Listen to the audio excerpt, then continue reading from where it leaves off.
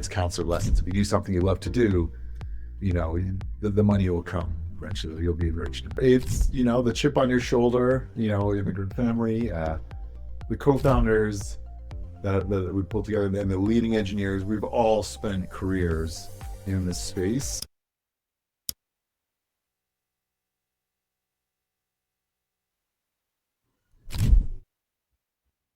They all have different perspectives, but it's leaning into, your peer.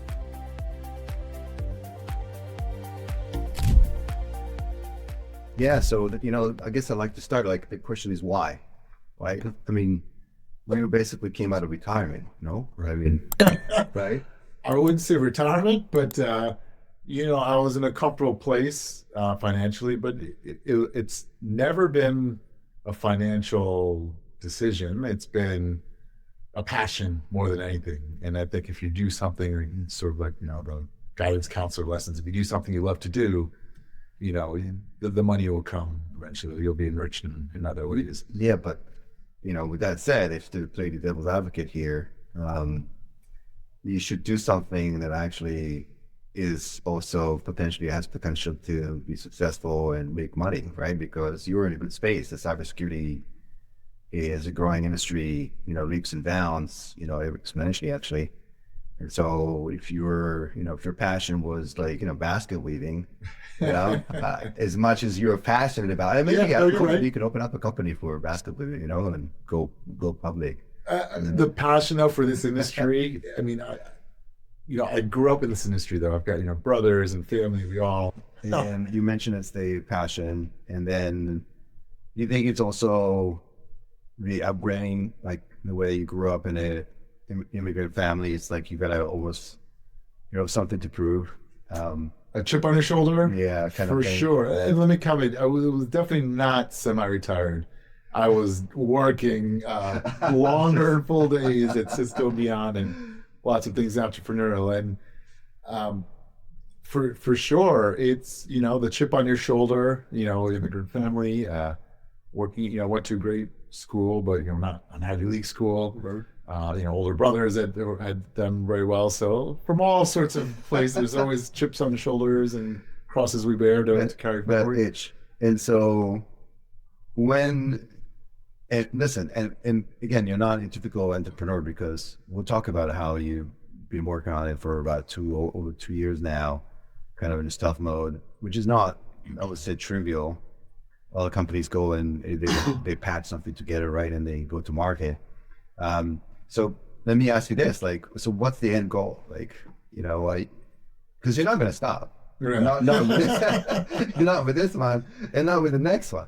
No, listen, this is, and with the co-founders that we pulled together and the leading engineers, we've all spent careers in this space, 20, 30 years, in security operations, incident response, malware analysis, threat intel, right?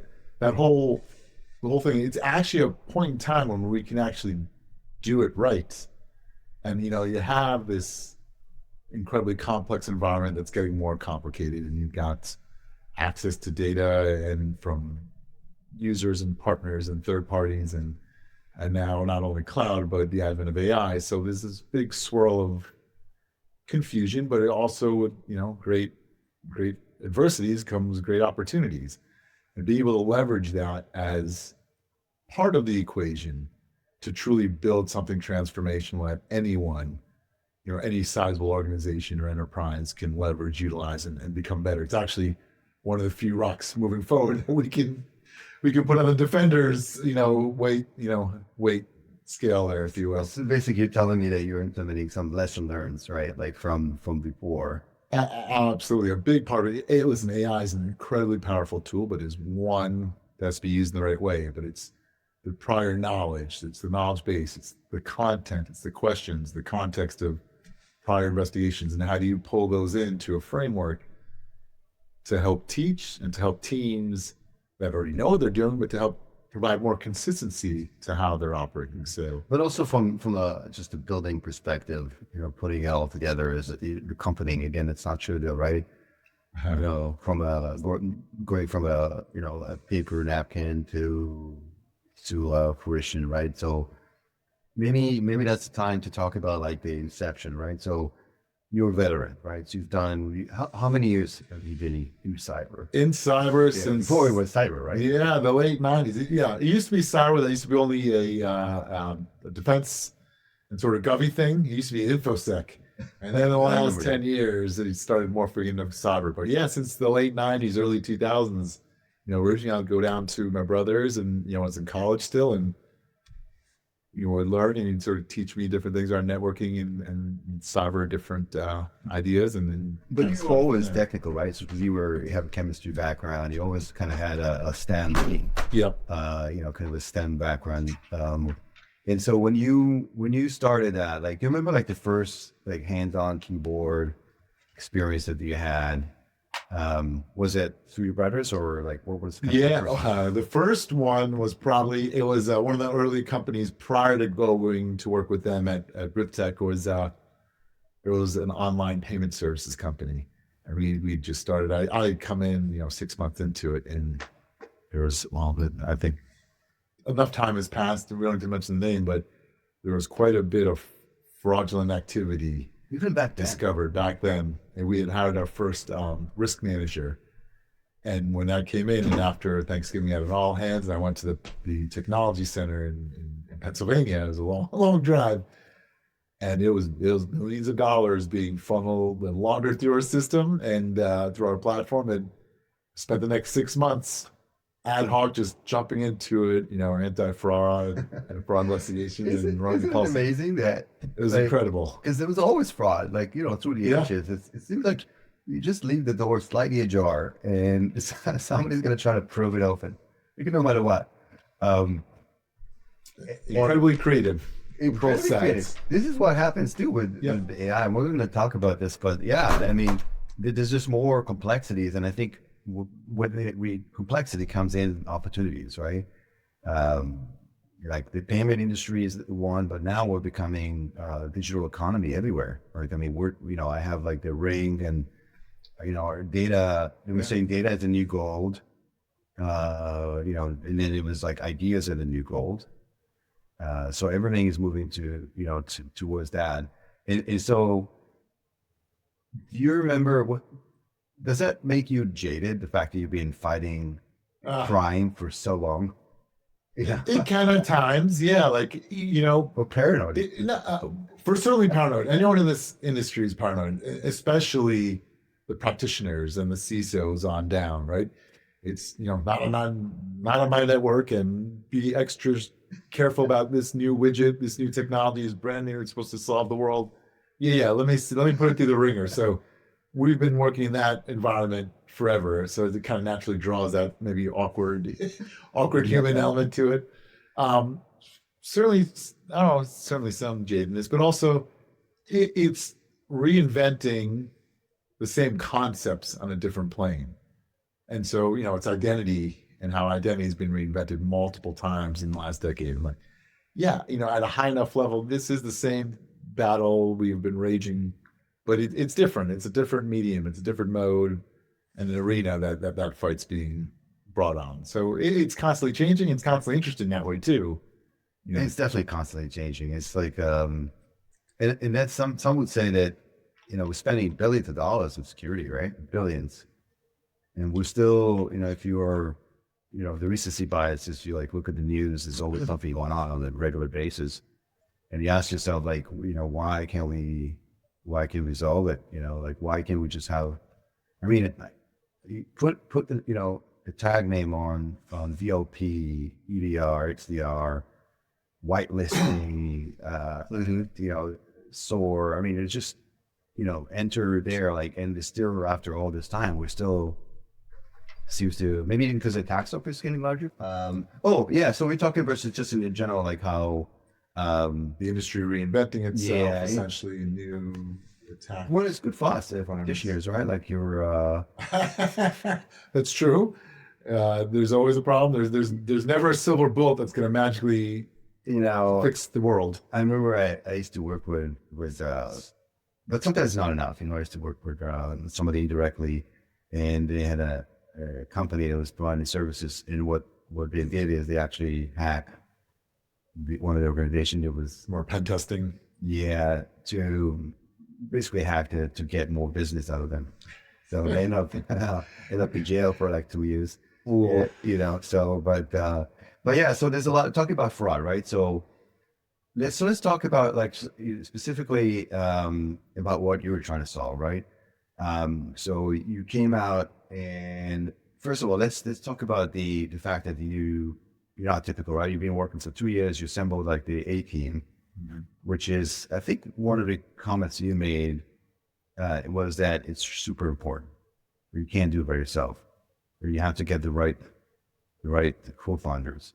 So talk to me a bit about that, because it's, you know, you really assemble, you know, the all-star team. Talk to me about that. From the co-founders through, you know, the core engineers, a lot of the early principles and then beyond. It's, you know, building a culture, but having folks that you can lean on through the roller coaster ride of a startup, and where folks have their, I don't know, swim lane is the right way to think about it, but their own area and sphere of influence, so that you can be completely dependent on your flanks and know that they're going to be not on your back, but excelling and pushing on forward as best as possible. And that's you know, the power of the co-founder. And how do you kind of delegate, or, you know, do you have like roles and responsibility, meaning you do certain things and then you co-founders, like if there's a problem, it's okay, well, it's you know, I'm not going to take care of it because I know time. Is that how that helps? I mean, that helps a tremendous amount in some of the parts of the product development and some of the evolution of the product. We all have different perspectives, but it's leaning into, you know, your peers that know their order, their business, their thinking, and how they approach problem, their experiences. I mean, that's why you're sharing this journey with them. So that, absolutely, you know, their input, you know, is more critical than mine at a lot of these types of things. And you have the true founder story. I mean, you came across a problem that you was a big problem, right? So first of all, you got to think if the problem is worth solving, right? And as a practitioner, yeah. So talk to me, what was the problem? This was a problem that has been plaguing our industry for decades. And it's, you know, I had the time, you know, when I'd left Cisco, and had the capacity to go out there and really define it and dig into this problem and see if it were still an issue or still a challenge out there. We spent a long time, you know, a year or two. We had over 350 different end users that we had interviewed during that period of time, all around the investigation space, from CISOs and the executive through the practitioners that are deeper, lower level, to analysts, to legal, to sort of different folks that know, because an incident involves everyone along their journey within an enterprise. And it's amazing how, you know, some of those core challenges were still persisted. You know, lots of data, too much information, hard to decipher between what's relevant, not, you know, teams not having enough talent or not enough experience, right? How do you sort of have more automation around it? How can you do things faster, more consistently? And it, you know, it was really telling. And even the product sets, yeah, these are the products that we use, and they're our workbenches and their tool sets, but there also are missing parts of the picture as well. So there's always an area for improving. Isn't it dangerous though? Like, you know, Ford said they asked people what they wanted, and it said faster horses. Yeah. And look how that unfolded. So you go out, you interview like, you know, 350 people, you did like your market research, and they all tell you this one thing. And also sometimes it's like, you tell it's a great idea because you're brand name, and then when it comes down to buy, they say, okay, well, you know, wow, it was a great idea because, you know, it was a great idea. So always, that's always a challenge, right? And it's a great idea, or it's now years later and it's shifted, or there are other priorities that they have, and that can happen. And isn't it scary though? Like it is such a big problem, and you say, well, I haven't. So I mean, listen, you know, the problem has been around for 20 years, and it's okay. Well, I'm going to wake up one day. I'm going to solve it because nobody else did. So that takes some It's a big challenge. We're not, we didn't raise a small amount of money to sort of have a small claim and a small influence. Like, this is something that, between my co-founders, they've also had, great exits and outcomes, and they've been in awesome places, awesome roles around the industry. Like, we wanted to do something that was meaningful and impactful. And we actually raised a larger, above average seed so that we can take the time and the energy to focus on something and not be as near term, quarterly or monthly driven as someone that's further along. And how did you know what the kind of the MVP is going to look like to draft that? Because again, because it's a big problem. Like, you got to start. That's harder. That's a lot. Honestly, that was a lot harder. This go around, it was more nebulous because it was amorphous and sort of touching a lot of other areas. See, I'm not even reading from my question. I just know because it is a big problem. So talk to me about that. I'm just fascinated. Just how do you're influencing and providing input from all these different touch points in the enterprise, and how do they have influence, and how do those data sources and processes pull in to sort of give you a clearer picture of the overall, and how do you visualize it? Right. So let's double click on that. So let's define what the problem is. So it's for the people that are listening, right? What is the current problem? Like you mentioned, these professionals came back to you and said, we have a problem. And let me try to articulate that. For SOC, Secure Operations Center, we have these analysts, 1, 2, 3, right? Looking to resolve, and there's all this massive amount of data that gets spat out from these, from the SIEM and the SOC, all those tools. What is the problem then? Like, and you mentioned they already have some tools in place, and they still can't keep up with it, right? It's data overload. It's too much information. It's complex, right? We talk about how more complex things are today, given where data is flowing in different applications out in the environment and different access to those applications from customers and partners and supply chain, right? And so being able to distill, but even if those things are distilled and you have, from all the millions of signals and alerts, and we're now down to X number of escalated cases, that's still a challenge. Like, we now have 50 cases that we have to come to a conclusion on a daily basis, right? We have to convict, or we have to have a verdict on that. And maybe out of the 50, maybe only one that really matters. Or even less. Yeah, I mean, right. But you still have to do your diligence, and you still have a track record of, hey, at the time, we have our system of record, why we decided this was a false positive, and here's the evidence to support that. Because, X months down the road, hey, there could be another piece of evidence brought into that case, say, actually, we have to revisit that. And by the way, that's part of the intrigue of the capability that we have today, of building a platform where you can actually build a knowledge base so that as each team completes an investigation, and as they're carrying through those processes, not only are they learning and understanding, especially newer members of the team, newer to the enterprise, but you're also completing this knowledge base where it proves valuable as being like stepping stones for future investigations, right? And so these questions will derive more questions for future investigations. That it's a powerful, cyclical tool that reinforces itself. The process also is very costly, right? I would say that a lot of the companies, like the Fortune companies, are either outsource. Well, some of them, they can afford it to have their own SOC. But a lot of them outsource it to service providers and so on because of the cost. It's like how do you get like a $1 million SOC, right? You start with 2 million. I didn't hear that one. That's it's true. It's like the original one is from Vineyards. Oh, okay. So you know about that, but it's very true, right? It's very costly to operate and maintain. Yeah, and it's both. And by the way, it's even large Fortune. It's whether you build your whole SOC ground up and in-house it, or you outsource it, right? I mean, we have customers that span both. So that function has to get done. You still have to have teams internally that understand the environment and the context. you still, if you are lucky enough to afford it, well, I don't know which one's luckier, in-house or outsourced. That's a big question, but it's still people, it's still systems, it's still technology, and the marriage of those three, trying to find and decipher and escalate the most problematic cases, and making sure those are run to ground zero so that the team is working effectively. And it's burnout too, right? Because I think what happened that you described, that the problem is it's very stressful for the analyst, right? And then also to go through it, to dive into like 50 that shouldn't be, reviewed or should be reviewed quickly.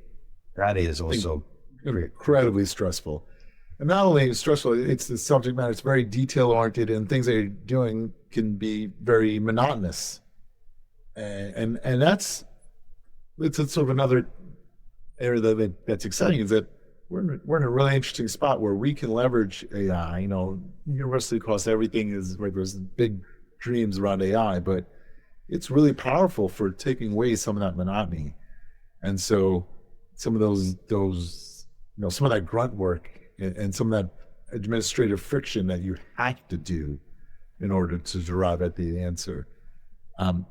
We could kind of help put the cool back in cyber for those folks that were doing that were getting burned out, and they can now actually step in and step through those things quicker to get to the more exciting parts. Okay, now what's the outcome? And now we need that higher level of creative thinking that a human has to help, to help drive a conclusion, to work on top of some of that LLM work. That's a very powerful combination, if you will. So in this space, I've seen a lot of companies and startups trying to automate completely. So their vision is that you'll have the level 1 and the level 2 is when they completely autonomous, using agent, to go out and review this massive amount of data. And then what's left will be just kind of the level 3. And so it seems like you're coming in from a slightly different angle, right? You're providing the right tools to really accelerate some of these investigation and reduce a lot of the noise. What's your take on those companies that are trying to solve the same problem but from a different angle? Yeah, I think those are valid areas to conquer. And I think, sort of more lower level tier 1 things, I think those need to be addressed, but I don't know, I'm looking, that's, one of the steps, but there's very easy to see steps 2 and 3 right after that, right? And so providing a solution that does both, that helps the more advanced cases and the more structured, or the teams that need more,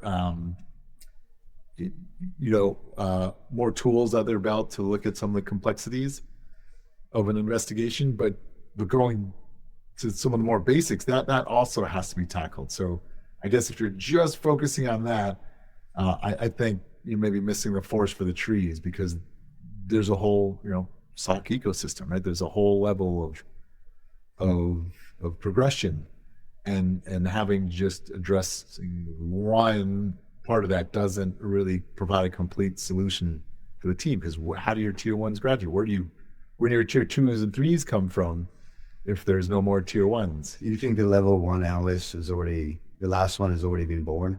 I don't know. As you think about this, right, you think of AI on the rise and how, I forgot who mentioned this before. I should get the quote, but it's essentially, the 2-year outlook is probably not as big and as impactful as you think it's going to be, but the 10-year perspective is even bigger than what you would have ever imagined it to be. And I think that sort of isn't applicable to this. And completely, I agree with you there, because it's like the internet, right? It just came out. It made some impact, but the real impact only came in, I would say, 10, 15 years later, where people start to realize what they can actually do with it. Yeah. It was a long time, it was just, a source for entertainment and shopping. I think there's ways of bringing more simplification and more empowerment to the different analyst teams and augmenting their capabilities and augmenting some of their deficiencies, both as humans and just their experiences in general, that we can play a really powerful role on. Whether it's completely doing away with those, I think that's another story, and we'll see how well these things progress. Yeah, for now, I think the AI is wrong a lot of the time, and it's risky. That's why I think that there's a lot of critical application to AI is not being used, because it's wrong about 10% of the time. I think it's used within a certain parameters and guardrails. It helps, and there's certain tasks that it's incredibly powerful for. Having autonomous capabilities in the platform that we've developed can run down a lot of those elements. It's processing massive amount of data, right? Processing data and just gathering, fetching from various disparate sources and being able to sort of distill different things. But it's still that human creativity. That's the key, right? I think that the issue, there's correlation with all those different disjointed sources that were not correlatable, if that's in the word, right? AI is good at picking the relevant best practices at some of these things, and then instead of generating new methods on the go and sort of having the AI kind of run around unguided, right? If we can put it in a contained manner, I think it could be incredibly valuable. Yeah, so coming back to the MVP, right? So this was a big problem, right? And you decided, okay, let's solve it. What was your kind of first thing you wanted to say? Okay, because you had the means, right? You raised significant amount of money. Mm-hmm. You got out the AG developers and engineers, and you did that for 2 years. So during that process, was there any pivoting involved, because again, it's a lot of change in 2 years. Yeah. Even the AI capabilities have really changed. Massively so. So talk to me about that process of... Yeah, and so it wasn't like here at 2 years and we're kind of in a closet and just like, monkeying around, and we wake up and we say, okay, hey, the world's changed in 2 years. What's on the front cover of the Times? It's really fun when you say that. It was a constant iteration. So we had ideas and proofs of concept we were playing with, and we were putting in front of different design partners and different enterprise, shapes and sizes that we could get feedback from. Part of it was, AI was early and just right at the dawn of it. So we weren't sure if it would materialize. And so we raised more capital than needed to build a team to, more ML focused. And as we got further along, that we didn't need that aspect of it as AI really started to develop more. So that actually allowed us to be more capital efficient and sort of leveraging that as, AI and LLMs into the platform even more so. And so we were almost at the perfect timing, right? We weren't too early, and right now, too late. I mean, there's an unlimited number of folks that are jumping and throwing their hat in the ring. It's easy to throw a little proof of concept and kind of show something quick and dirty. And I think a lot of investors are getting fooled by that. But I think we're at the right balance, just hitting the right stride of when it was mature enough, or at least enough for us to grapple it and pull it in and harness the power of it in the way we think it's most useful. In the idea that if you're not a little bit ashamed of the MVP, you're too late. Right? Listen, the technology, I love it. It's great. We spend countless hours. It still has its warts. It still needs its imperfections that we're constantly polishing and improving upon. It's always going to be the next release. There's always going to be a next release. You're a veteran. You know how that works. And it's not even me driving. It's the team that's fantastic. They know, and then okay, this is good for now, version 1. We come back in version 2 or version 1.1, and we're constantly improving. And just taking customer feedback. And sometimes we're enlightened by saying, okay, yeah, this is good enough.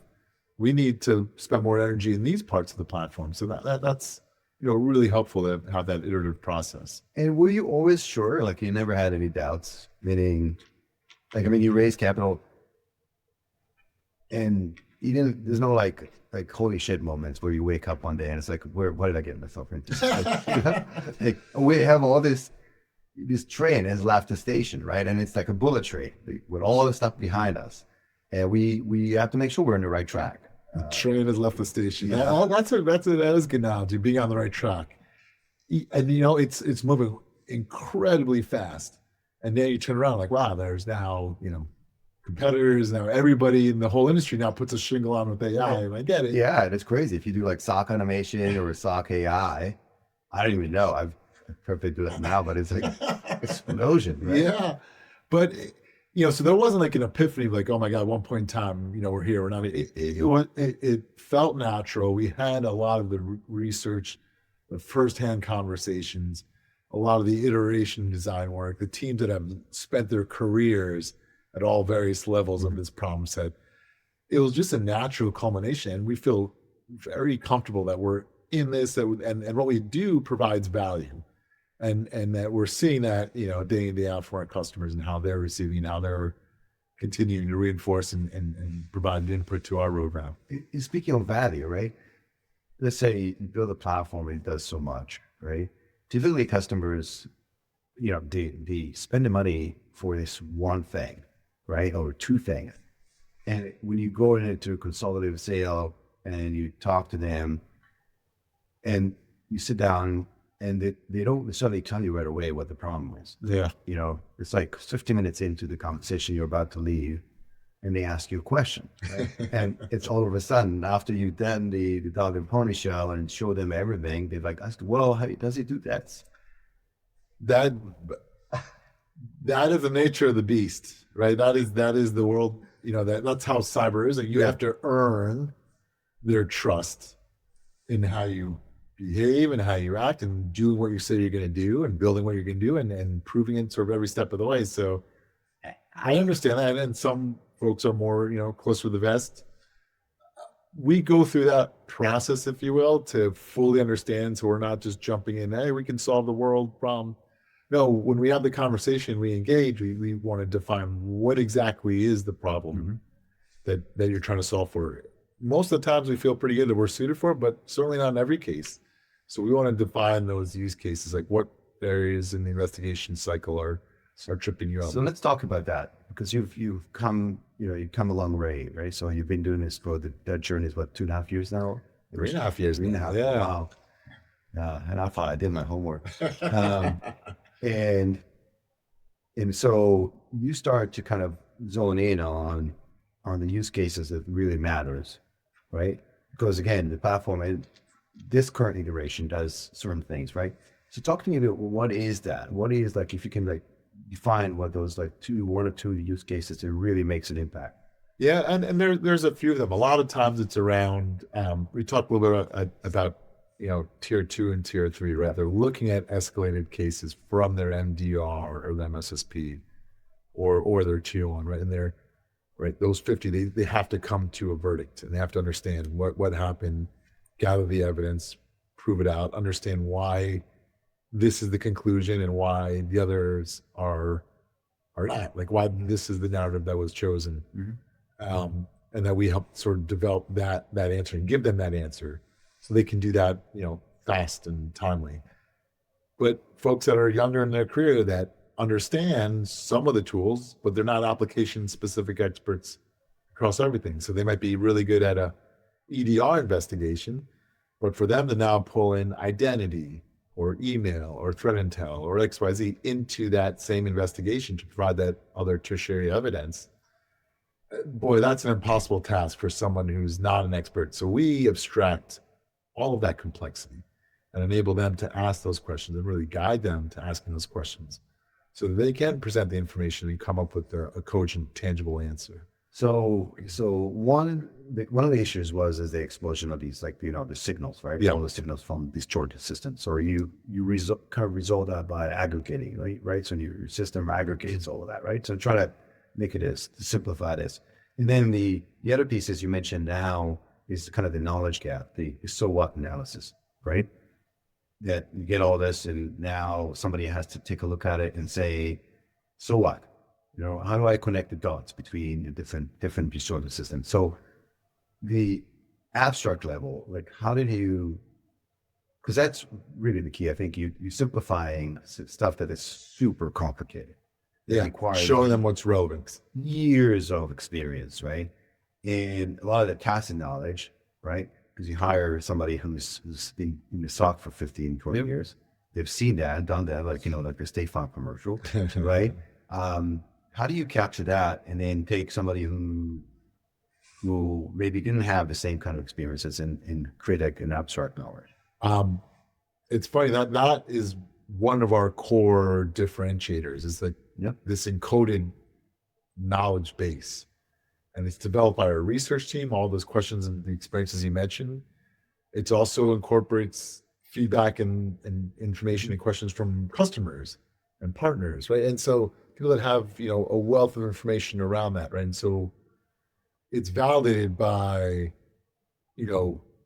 where the LM is validating some of taking the core questions and enabling that and providing that to the team so that they can use it, right? It's taking and making those questions available to both human analysts, but also to LLMs as part of the platform. And so we're able to tackle a lot of these things autonomously to kind of help the full life cycle of that SOC so we can address those challenges. And it's enabling teams to now also create your own questions into the platform and enable more junior folks, enable LLM serve, again, leveling off around that consistency so folks can answer or can ask questions across those elements. I mean, that knowledge is that knowledge base and encoding that content into the platforms and enabling them to scale that and scale at really tremendous ways we call them facets. These are like structured questions that you can ask in repetitive motions when you see certain behaviors happening. But doing that in a much simpler way, right? Without having, coding and scripting and all the other things and all the mess around it. So, I mean, it's an art to be able to provide that kind of. So you had to model all of that, right? Absolutely, yeah. So that took a while, and that's also a moving target because the way hackers operate changes over time as well. Like there's certain.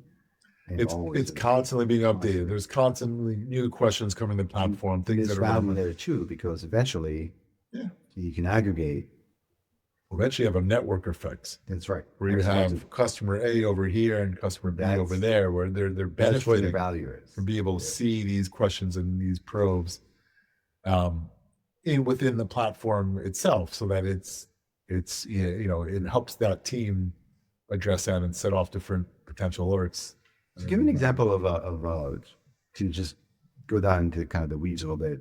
What kind of questions can you ask, and did you quantify the kind of the time saving, for example, or because everything has to be ROI. Yeah, so like anything in our industry, we're now starting to do that. We're probing, we're quantifying. Okay, how long does it take to do this investigation manually?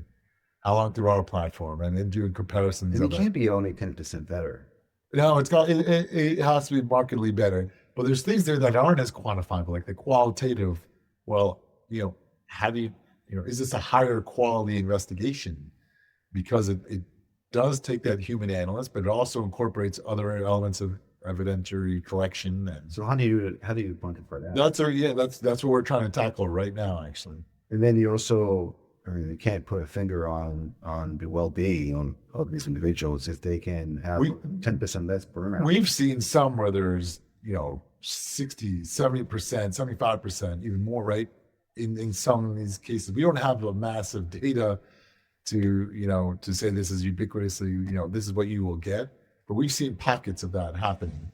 We've seen, in our labs where we looked and observed other, investigators walking through a BEC compromise, where, typically we saw that scenario, 4.5, 5.5, 6 hours, dramatically brought down to 15, 20 minutes, 10 minutes, 8 minutes, right?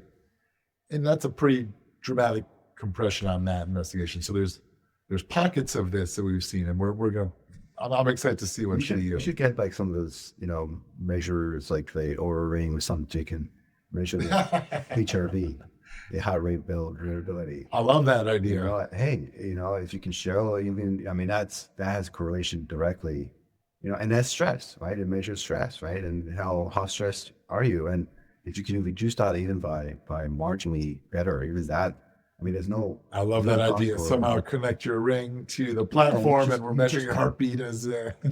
Or even over time, right? And it can be. It doesn't necessarily have to be like you can keep it kind of anonymous or scrub it, right? Yeah. Just if you have a team of 10, right, and you just kind of just make sure you wire me a little bit of money. Then it actually works. But joking aside, there's a lot of that qualitative. I mentioned kind of putting the cool back in it for some of the analysts that are dealing with those.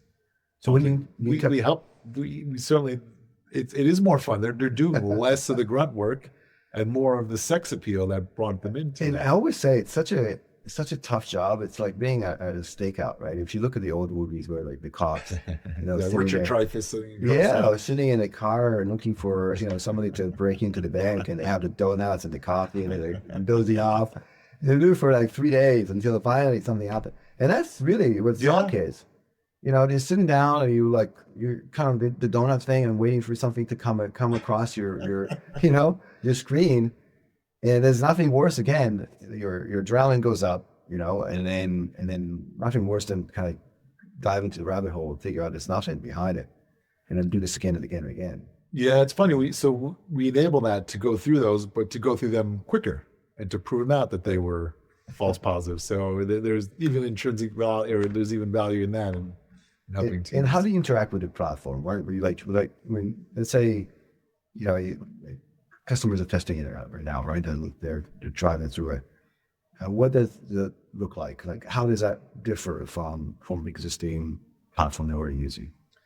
Yeah, so when you log in and you sort of enable these technologies, your email, your collaboration, your EDR, your identity, and those kinds of things, we enable sort of a one-way API read to these, and it's a few minutes where the platform breathes into it, if you will, and breathe life. And when you log in, you can actually walk through investigations right off the bat. So whether you have alerts that are coming in from an external, or whether you want to explore and sort of conduct a threat hunt. So is it like a normal language? How do you? Yeah, you log in and it has like a multiple views, but you have essentially a spider web where you can click through and see, how these investigations. Hey, these are the questions you'd want to ask, and you ask the platform, and spiders out. These are the answers that come back and draw from these different elements, and it kind of spiders through based on the actual answers that come back from those data sources, and all of that can be sort of fully run quickly and automatically. And a lot of them, hey, the user kind of wants to go back in and they go, let me go explore this tree, right, and go off on that branch. And confidence is everything, right? Yeah, sure. Because not to be overly confident, but yes. No, but really, if somebody starts diving into and then the one time they get like the wrong answer, or they have a feel that it's not exactly accurate. So how do you make sure that there is like high fidelity, like ground investigation? Because again, a lot of it is. There's some gray areas where it's just the platform has to decide like what to show you or what type of questions. And there's a lot of areas where that's the problem with these things, right? The signal might be weak and it's not exactly. So talk to me about that. How do you it's almost like a dial that you can kind of move in and try to figure out. Yeah. I mean, we spent countless hours from our engineering team and our research team and everyone, around the table around the types of questions, the results that come from them, making sure they're relevant, staying abreast of the technologies that we are integrating and enabled from, staying abreast with external sort of environmental, what's happening out there in the wild, and making those relevant to the environment so that you can hone in on. And some of these things are available, like the questions themselves, but then also the deployment and the usage of these questions where AI and LMs can actually help. Right, they're constrained within a certain guidelines and boundaries, but they can iterate and analyze these things and kind of pull out areas that are, more relevant than others. And so let's talk a bit about, you kind of alluded a little bit to it. What does that deployment look like? I'd like to figure out the first week, like or the first couple of days, like we mentioned, you have to through APIs, like the connectors.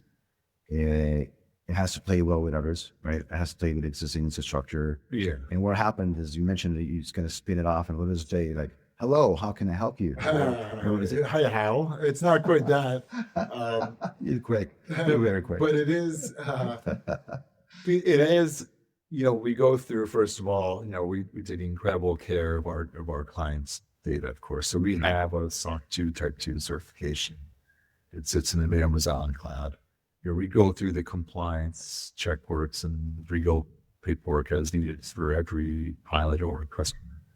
And then when we're sort of on the other side of that process, it is stepping through clients with what are the problems we mentioned earlier that you're trying to solve, and defining, understanding those use cases. But once we enable, and then we come in, we actually sit with the team a little bit and say, okay, let's help you walk through some of your investigations. Let's import some data. Let's walk through, okay, here's some alerts, or here's some, indicators that the teams are actively working on. What were they doing before? And observing that. Great, that's great. Now let's try with the platform and work how we will spray around and pull that information together. And, a lot of things, it's just a visual, like an incredibly important, feature in this timeline. Just can visually show what happened in that incident. And it just drives. Time management is really critical, because you could figure out, what happened in the past has quite a bit of the indicative in terms of what's going to happen in the future, and also from an incident perspective, they might have a similar incident that happened in the past that didn't come to fruition, that is going to have maybe they tweak, whoever's trying to get into the organization, tweak something, and then try. Right, derivative kind of thing. Right. But so that, not necessarily the timelines, but that's more around our knowledge base that we develop. And what I was alluding to earlier, like when we have all these investigations, which is again another really powerful tool that LLMs bring to the table, is that ability to look through and build these knowledge bases for that enterprise. And so that you can see these derivative works, and you can see like, okay, these are investigations that happen. These are why they're similar. These are the outcomes that we pulled in before, and this is sort of what it might look like today. But those are all sort of helping that team, navigate forward. So having things like a timeline just gives that visual appeal and validation to the team more. It's writing reports, things that are the bane of everyone's existence, right? Yeah, totally.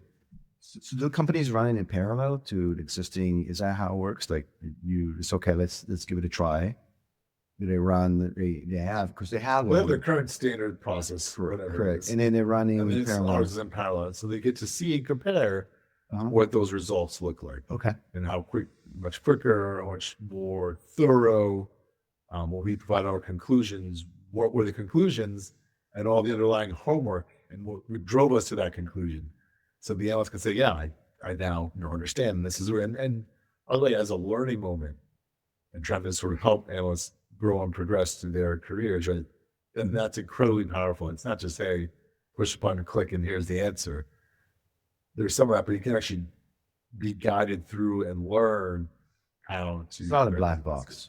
It's funny, but one of my co-founders, Al, says it's not black box. It's a glass box where you can actually see what's going on, and you can see how it's evolved and derived. I mean, and it's for the more mature, the more sophisticated, that makes a lot of sense to understand the moving pieces that are needed and what it looks like, and sort of why these conclusions were drawn. And it's slightly different, because I think a lot of companies in the cyberspace do not actually show, they don't operate the model really.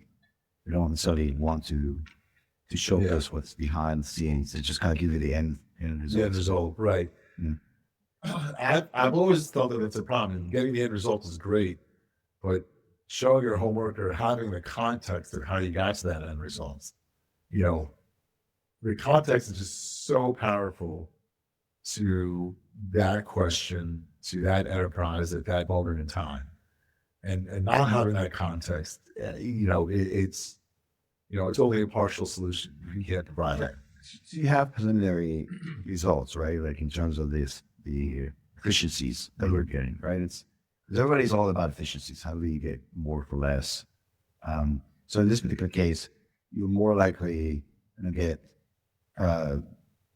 greater throughput through the SOC. I think SOCs are being measured through how many incidents have you reviewed. I think even MSSPs in SOC management, right? So how many instances, the time to resolve, correct. all these lots of different.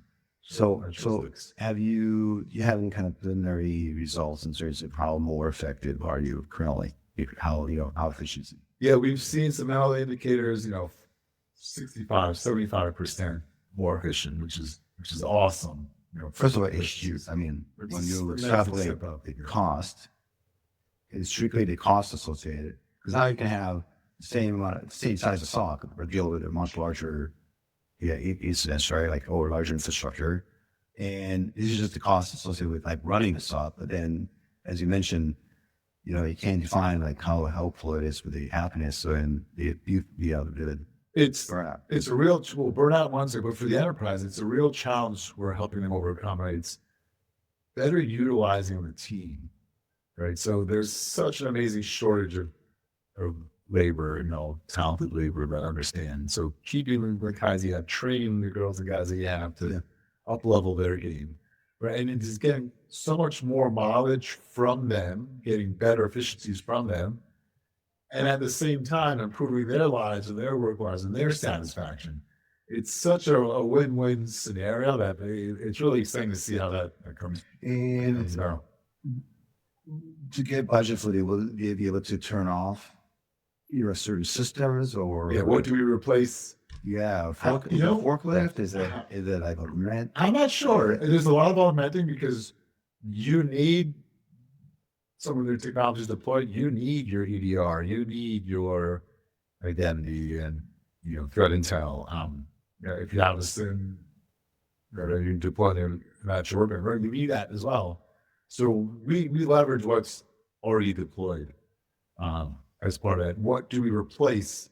It's really early days. I mean, we've got lots of varying things out there that it has replaced in sort of pockets, but there's nothing. It's not really a well-defined market segment yet. It's still very early days where lots of people are, see where AI and what we're doing can provide a real market difference in their journey. SOC modernization, SIM migration as they're uploading their SIMs, or we can come in there right sort of alongside that. So there's a lot of areas where it's interesting. I don't yet see, or I'm not really sure if that's exactly defined. Like, hey, we're taking weather from Peter to Third Palmer here. So and do you think that eventually you'll create almost like a light version of it where, because to be honest with you, there's this huge category of the S&B market that doesn't have the ability to hire a SOC, or maybe with this type of technology, you'd be able to, the service provider would be able to lower the cost. Because I think right now, if you wanted to even hire the company to do that for you, I mean, the bare minimum would be like 15, 20 grand a month to start with. Yeah, I mean, it all depends on the footprint of that enterprise or that SMB. Correct. And a lot of companies just do not have that kind of capacity, but they still require, some, stock light kind of component where you feel that that's potentially, because right now I'm assuming you're targeting like kind of the Fortune, the larger enterprise. No, not necessarily. So Fortune-sized enterprises for sure, but also, mid-market enterprises. If there's 1,000, 2,000, customer size, it's not really indicative of the number of employees. It's more for the maturity of them, their ability to leverage the data that we can produce for that. So we have a number of customers that are in the smaller mid-market, thousands of employees size. I think we're all going to get replaced. We're talking about like, the $1 billion solopreneur. Well, a lot of these, couple thousand employees have multi-billion-dollar revenues, so they're pretty big. They're certainly not considering themselves small, nor their problems small. But I think you're even talking a cut lower. Yeah, mom and pops that are really in the SNES. Yeah, and like a dental, it's relocation dental. Yeah, where they're running a couple systems. They have maybe somebody who's going to come in and then does some work for them, and then they outsource. Yeah, I think that's probably a bridge too far for us to go at this stage of the game. Or maybe you can take focus. Maybe you can take all that the system and then create like an agent. So instead of Alice, create an agent to basically utilize. The world, the possibilities are endless. Once you get it. So right now, speaking of customers, who's your ideal target for this right now? If you had somebody listen to it and say, okay, well, this is interesting. I like to test it out. I'm assuming you have to be picky because there's only so much time in the day. Yeah. So who's your ideal, potential customer? So it does range. It's from large Fortune size down to a mid-market company, organization that have a few thousand, but employees is sort of a parameter on their maturity. They have products already deployed. They have EDR, may or may not have SIM. They have to have some maturity level. That's exactly right. We have a certain, this tall to ride the ride kind of thing. Mm-hmm. And whether they have it all in or part outsourced, in fact, many of our customers have outsourced significant portions of their SOC, but they have maturity. They're looking at escalated events, or they're trying to distill from all the signals alerts in their own environment from their own tooling. They're trying to stand up HUD programs or dealing with HR-driven cases, or employees' last days or employee watch list kind of things. So they have the ability to, they're feeling the pain, right? They're overwhelmed, teams that we're trying to help them sort of get the right side of. Yeah, so they have, so rule number one, they have to know they have a problem, right? They have to feel the pain. I mean, listen, they've been working it for so long, they might not realize it's a problem. Because you're not in the education business, right? Like you don't have the time and capacity to go and evangelize. I mean, you are doing it, but the goal is to find customers who know they have a problem and they realize that there's potentially something out there to help out. You have to be forward thinking, or at least open-minded enough to say, hey, what's working today is not working, or there's others that can help us approach this problem in different perspectives. What you just described, I want to double click on it. I mean, just the fact that some people have done it so long, they kind of, maintain that pain for such a long time, and it doesn't feel like you become numb, right? Yeah, you're going through the motions. Yeah, because it's very painful, right? So, and they go through all those issues, and they almost say, okay, this is it is what it is. This is status quo. We chose this profession. There's nothing we can do about it. So, are those people? Do you? Because again, they've done this so long. Do you sit down with them and convince them that there's a better way, or do you just kind of like, okay, well, there's nothing to do for you because you're still not clear. You have an issue. It's a good question. Usually it's a series of conversations where we sort of describe what our approach is and what we're doing. We understand what the problem set is that you have, and that might not be your priority. I mean, yeah, it could be an issue for you, but you might have, identity or GRC or crypto project, or things that are just of high relevance for you at this point in time. Yeah, speaking of which, CISOs have a certain budget, and they have this projects, right? So they don't, it's a big boat, right? You don't try it on the dime. So, is there typically potentially a compelling event? It's something that happened, maybe a scare, or year-end things that had to revamp, or things that happened that potentially could, or M&A, or something that, or you mentioned that. Something that triggers that potentially can open up to. And then we're like selling on FUD or fear mongering. Yeah, of course. Like that. But it's certainly, if there's an incident or an event that happens and coming alongside of it, but even in advance of that is much more powerful. So I guess as security teams, instead of thinking of this as, an event triggered motion, more like a cyclical, or hey, how do we improve our environment over the course of time, rather than just be, point in time driven knee-jerk reaction. And the industry is trying to move to kind of a left of boom kind of thing, right? That's to be proactive. I know we've been talking about being proactive for what, like 50 years? It's been a while. It's been a while. But maybe finally, the fact that you're detecting quicker, and potentially can stop things that may escalate to maybe a small intrusion before escalated privilege become an issue. Yeah. I mean, that, an ounce of prevention is both a harm or cure. It's always been the idea, and for those in any environment, SDLC, just finding that ball earlier on is just that much, less costly. So do you have any success stories, like things that happen, like where you've been up and running, and somebody comes over and said, like, holy smokes, like, where you been all my life? No, that's one of the that's probably the best part, right? And why you build it. You know, you have the team, the camaraderie, and we're addressing a problem, but when you have a customer, an analyst, or a team that's saying, yeah, you know, this is amazing. We did X, Y, Z, and here we are. So without names or like scrubbing kind of the data, can you maybe like just give us a joke, like an example of like somebody discovered something and it was, they got it, you know, that maybe like they stopped it or some movement or something. Do you have any kind of stories? Yeah, you know, looking at, you know, impossible time travel where the analysts, you know, came in and they saw, you know, this irregular movement and, you know, leverage command zero to look at, you know, the Emmy and sort of email exchange and actually done, well, actually it was, you know, it was justifiable behavior, so to speak. So where they had escalated some of those things internally, it was, it saved face.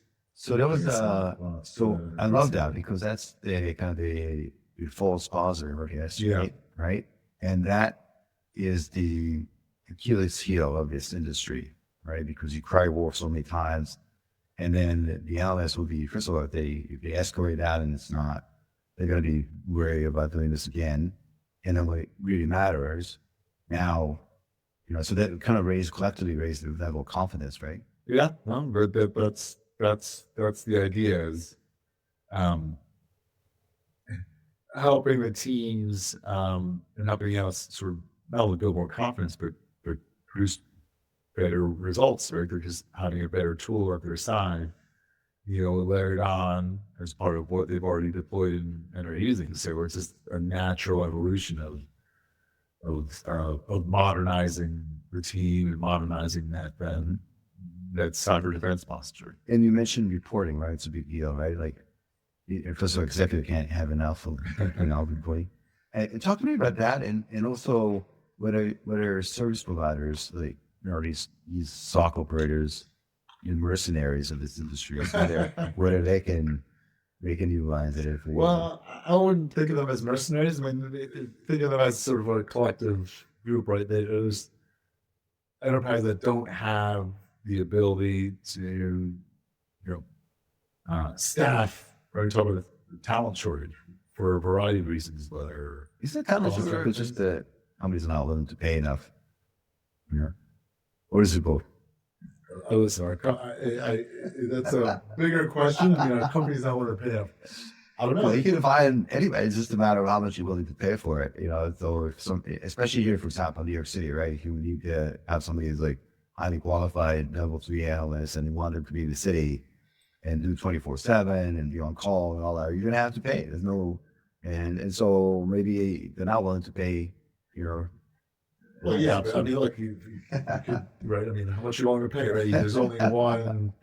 Well, one Otani, there's only one judge, right? I mean, what is the right balance of what to pay? And how many can you track? So it's hard, you know, it's a supply and demand market, right? It's sort of like a basic economic principle. There's clearly a shortage of talents. There's clearly an economic cost to this, right? And what that right intersection is. So will this elevate, right? Or say level 2 is now level 3-ish, right? Is that the right mindset? Somebody's less. This enables every analyst at every level to up their game, just in different ways. So that 3 or that 2 that they're sharp, they know exactly what they're dealing. But now they're doing a lot less of the grunt work and the collections and the reporting and the timelining, right? They're now much more efficient. Right? That up levels their game. They can now replicate their knowledge into the platform so the more juniors can do it. For the juniors, it's being guided and automating and leveraging. How do we ask these kinds of questions? How do we expand our footprint and what we're asking and pointing out our data sources? So every tier, every sort of investigator is better utilized, you know, from 0 to, to the 4+. And what about the kind of pyramid, right? So you have like so many level one, and then would that change at all? Like you don't need so many, or it doesn't have to be a pyramid. You can have like a slightly maybe more kind of a. I think it's for each organization to have, for each enterprise and the types of incidences that they're handling. I don't know. I just hard to say like, hey, you don't need this many now because there's such an overabundance of fun from alerts to tackle that are you truly, gathering, capturing, and efficiently running through those effectively. And so I'm always wondering, I'm always a little skeptical. Where you have this whole vastness, you want to cut down and you don't have people to do that. You just got to do more, and this is allows you to have more coverage. That's right. Right now, I don't believe that companies have, they just do a minuscule, they just run through a fraction of what they should be running. I don't even think they capture all that data that they need to, just due to the fact that they're king. They have all these data lakes of information, but they don't suddenly utilize. Right? It's always overinvestment and underutilization. How the infrastructure. That's always a challenge. And how do you maximize the team and the human aspect, and how do you maximize even other technologies that you deploy? How do you get more benefit from those? Leveraging not just the point system. So maybe that's the ally, right? As well, because now you're making investment in EDR. Yep.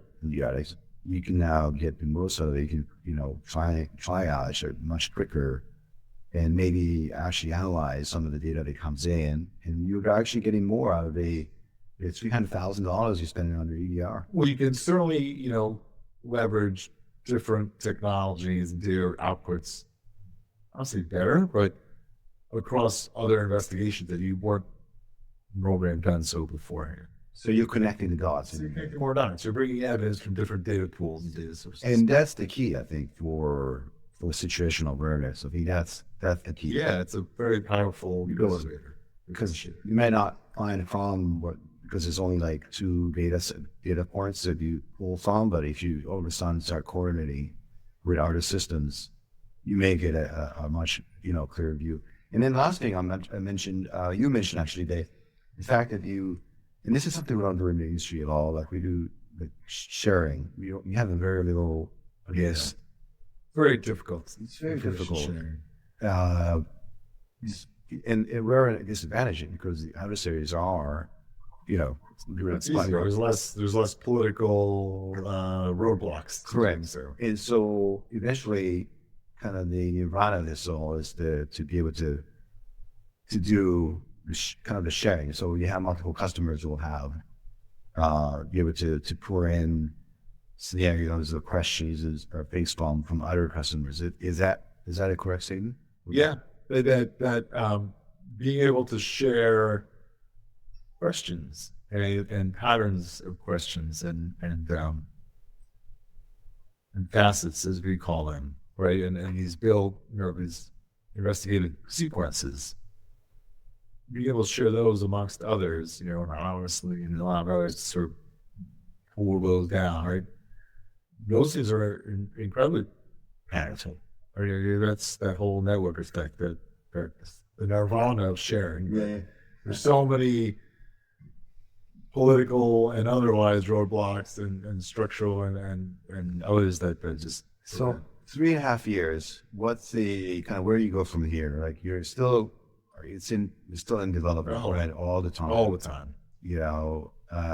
Is there going to be a moment where you say, well, that's good enough, or we're like going general audience, when do you know this is like, we're ready, like to prime time for everybody to go out? You ready? We're ready. We're there. We started spending a lot more energy on that. I mean, we were very careful.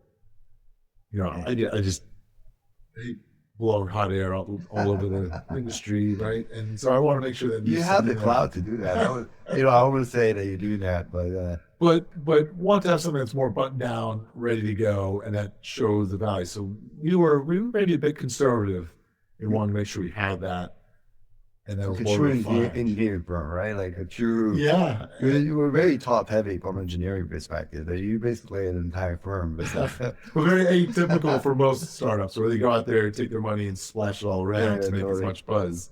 I just think there's so much buzz and noise in our space, in our industry as it is. A little less buzz and a little more performance, Yeah, I think goes a long way. So we're excited. I mean, we're going to market. We've got sales. We're getting out there. How many? We've got dozens and dozens of clients, and so we're in a great place. I think it's a and great place to be in. you're looking to stand alone. Maybe like like what's the like go public or get a client or Where do we go from here? yeah, where you go from here? I 'Cause- mean, that's a journey that, I think you build a good company, you hire good people, you're solving a difficult problem, you're bringing value to your customer, right? You keep on doing that. Listen, we go public, that's great. That's probably a ways off. Um, yeah, what's the average 10, 15 years? I think yeah, something like that. yeah, it's a journey. And so, there's no shortcuts in this. You just got to build good business from top on down. So we're on that journey. It's something that's super exciting and it's gratifying when you see, customers, finding value in it, and we build an awesome team and a culture. And And the it's next just investment phenomenal. will be, more engineering or like how do you how do you scale? Because that's another thing. Yeah. Right? It's a whole different thing. It's than- more on the go-to-market, more on sales and marketing, like bringing more awareness, You reaching should more make it audience. exclusive, like volunteer did it in the time, like It's a club you can come into. yeah, exactly, or something like that, where we fire our customers, or we choose who to do business with, or it makes sort of Yeah, like, I mean that naturally happens anyway. Like it's we're only working with the folks that we really want to work with, and that have a problem that we can address. Otherwise, it's there's a little value there. yeah, absolutely.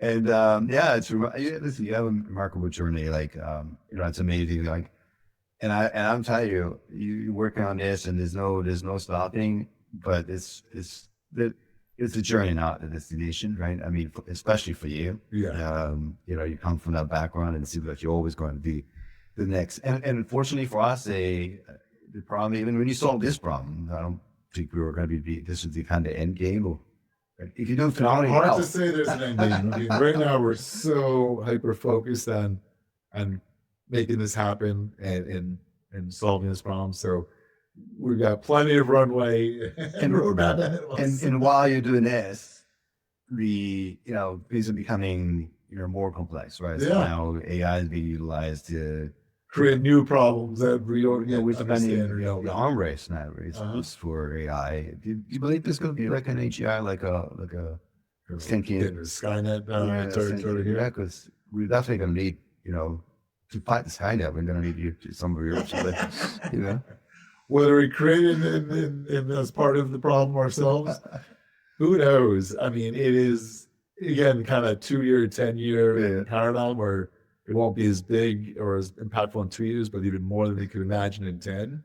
It's hard to guess, but I think AI will be incredibly transformational, and LLMs, in so many walks of life, and the quality and productivity and the efficiencies that we're going to gain as a human race and as a culture are going to outshine and outweigh, rather the detrimental things. We're just going to have to figure out the universal income, because that might be one of the byproducts down the road. I always think about the movie Wall-E. Every while everybody like sit around on like these like floating chairs, and I think we're fed to I was thinking, wow, is that short circuit the robot? yeah, That's Wall-E, right? Wall-E is like the spaceship. I don't know if you remember, but everybody's on floating chairs and they have the screens right here, and they just kind of like float around the spaceship. And I remember that scene. But it does remind me of Matrix more, where you're exactly, where everybody's like dark, just being given. Yeah, and we're kind of slightly there, right? We're plugged into our Netflix and all our videos. screens. It's really remarkable. We've changed so much. Like when you started, you talk about the initial fraud. For him, it's things have really come a long way. It's amazing. Amazing. Well, Dom, thank you very, very much. It's been a real pleasure, and I appreciate it. I can't wait to see where you go from here. You know, how you expand the company and that journey of yours. Remarkable. You know, Oh, so again, thank you very so remarkable. much. Thank you for reaching out, and it's wonderful. I'd love to come anytime, and it's great. Yeah, maybe we'll do this on an annual basis to see where you are. And before we part ways, it's really important. What's the quickest way to get in touch with you, to know more, potentially just, you know, if you Yeah. want to see it. We put a lot of the information on website, you know, www.cmd0zero.io. There's quite a bit that we're doing blog about leadership around on LinkedIn. Those are probably two most relevant areas in my email. Government, very simple. You know, it's also interesting. I find that a lot of buyers, it's not just technology, but they also want to understand who they're buying it from. Yeah. And I think this conversation is testament that your mission and how your background and so on, and your goal is really to change, to make an impact, which comes a long way. Again, from it's not just the technology, but it's who you're getting it from. It's for people. It's my co-founder and the lead engineer. It's a team all around that we've assembled. It's a passion that we've all had. We've all spent our careers in this space, and to continue to push that forward. So you know, it's not sort of a one-trick pony. This is something we have, you know, something we've always wanted to solve, and something we stand by, and we really just get really excited when you see, you know, what you build and the product of your labor helping others, you know, that are having having that challenge. You know, that's hard to replicate. You know, if not a field. Yeah, that reward, absolutely. Thanks so much. So, for all of those who join, until then, stay safe, online as well as offline. I'll see you in the next episode. Thank you.